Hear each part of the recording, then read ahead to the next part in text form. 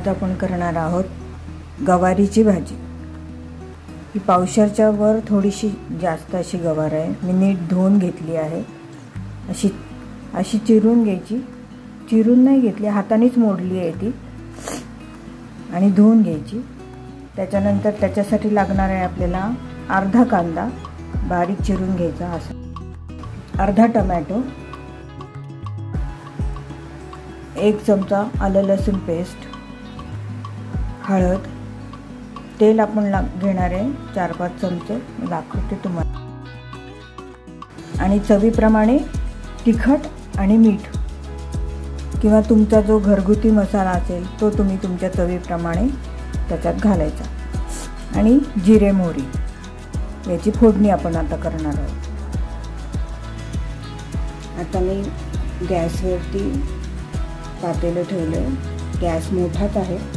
आपण आता त्याच्यामध्ये तेल टाकणार आहोत।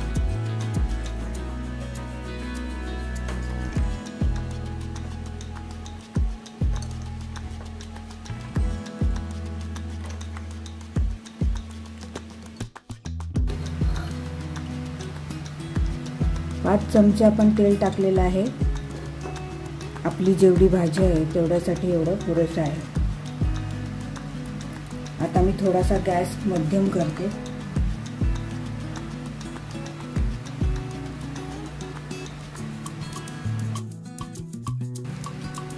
मीडियम फ्लेम आहे आता गॅसची। आता आपण याच्यामध्ये मोहरी टाकूया। एवढी मोहरी, अर्धा चमच्याच्या पेक्षा थोडीशी कमी आहे। मला जास्त नाही आवडत, तुम्हाला जेवढी आवडते तेवढी टाका। आणि नेहमी मी सांगते त्याप्रमाणे मोहरीपेक्षा जिरं कमी। जिरं पण चांगलं तडतडले। आता आपण घालूयात कांदा।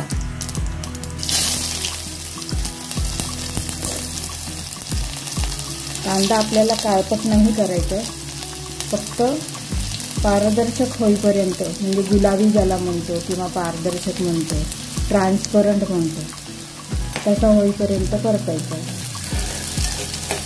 लगेचच परततो कांदा, बघा ट्रान्सपरंट व्हायला लागला आपला कांदा। मीठ टाकायची पण काही गरज नाही। जास्त कांदा असतो तेव्हा लवकर कांदा शिजावा म्हणून त्याच्यात थोडंसं मीठ टाकतात। तसंच टोमॅटोमध्ये पण टाकतात, कारण टोमॅटोला जरा शिजायला वेळ लागतो। पिकलेला टोमॅटो असेल चांगला तर लगेच शिजतो, कच्चा टोमॅटोला थोडं मीठ घालावं लागतं। बघा आता याच्यात आपण घालणार आहोत आलं लसूणची पेस्ट। ती घालून पण आपण चांगलं परतणार आहोत।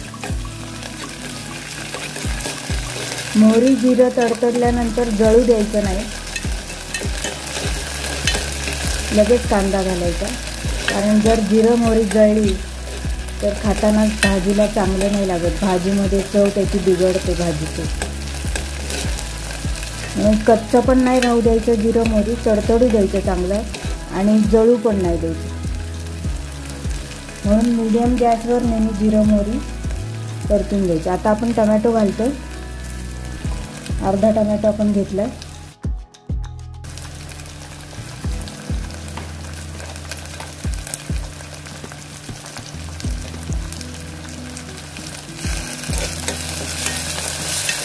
आता हा टोमॅटो चांगला शिजू देणार आहे आपण। थोडंसं मीठ मी टाकणार आहे, कारण माझा टोमॅटो एकदम पिकलेला नाही, थोडासा कडक टोमॅटो असतो। लाल असला तरी काही टोमॅटो कडक घट्ट असतो, म्हणून पटकन शिजण्यासाठी थोडंसं मीठ टाकायचं।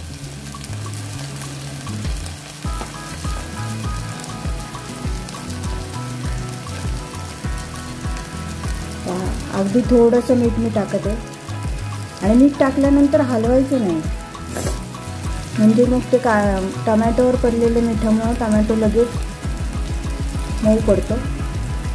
थोडा वेळ असंच ठेवायचं आणि मग हलवायचं। आता टोमॅटो शिजल्यावर मी तुम्हाला दाखवते पुढची प्रोसेस। बघा टोमॅटो आपला चांगला शिजला आहे, चांगला एकजीव होते। आता असा एकजीव असा चमच्याने ठेचला की तो लगेच असा एकजीव व्हायला लागला पाहिजे.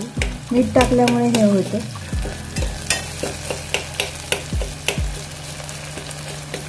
बघू शकता तुम्ही. नुसतं हलकं दाबलं चमच्याने तरी आपला टोमॅटो मेल्ट होते. टोमॅटोचं साल कधीच शिजत नाही. काही जण म्हणून टोमॅटोची प्युरी वगैरे टाकतात.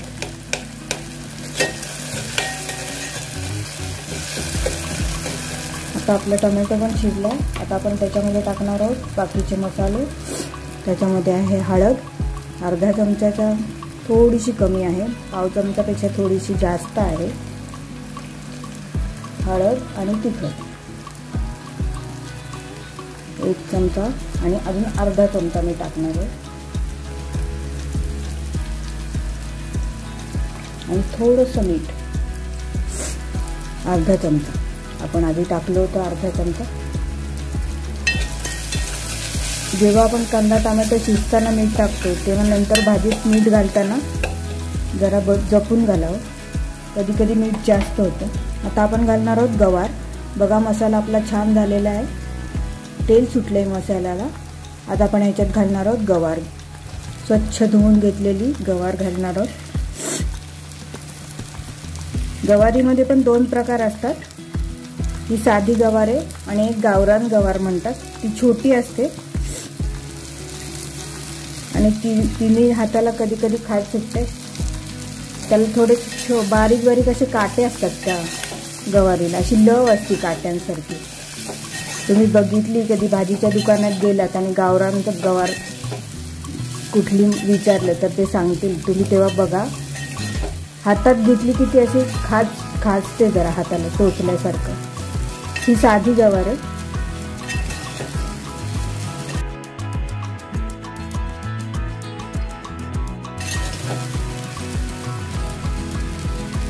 चांगला मिक्स झाला आहे गवार आणि मसाला. आता आपण याच्यात पाण्याचा थोडासा हापका मारणार आहोत. अगदी थोडंसं पाणी घालायचं आपल्याला.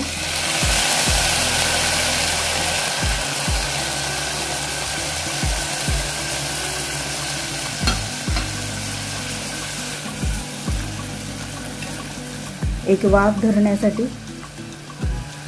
आपण याच्यावर झाकण ठेवणार आहोत आणि शिजवणार आहोत. 1-2 मिनटं एक वाफ आली की आपण झाकण काढून गवार हलवणार आहोत आणि वाफेवरच गवार शिजवायची म्हणजे तिची चव छान लागते.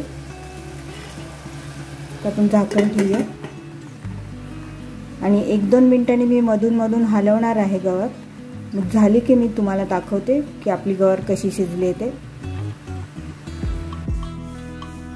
आता आपण बघणार आहोत आपली भाजी शिजली बघा.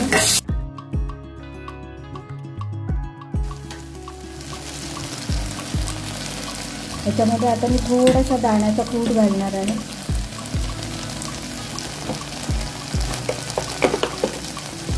म्हणजे भाजीला एक अजून छान चव येते.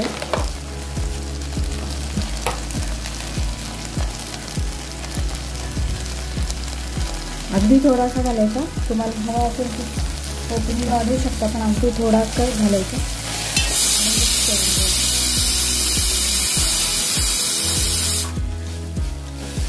हे बघा आपली भाजी तयार आहे. करून बघा. आवडली तर तुमच्या मित्रमैत्रिणींमध्ये नातेवाईकांमध्ये शेअर करा आणि आवडली असेल तर नक्की लाईक करा. थँक्यू.